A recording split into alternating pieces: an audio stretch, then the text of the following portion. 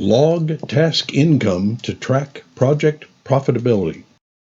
Hi, this is Carl White for doitbythehour.com, and I'm a freelancer, just like you.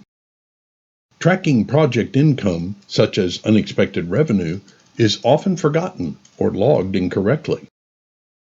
Do It by the Hour is an integrated software solution for freelancers that includes project management, invoicing, Stripe integration, booking calendars, expense tracking, CRM tools, accounting, and more. Learn how to easily track task income directly within the project. You ensure you capture all client revenue, making year-end accounting a breeze. Go to the dashboard and click the Do It button under Do Work. From the Do Work page, click the Projects button in the Projects section. On the Task List page, click the View button for the task you're working on. Click the Add Income button.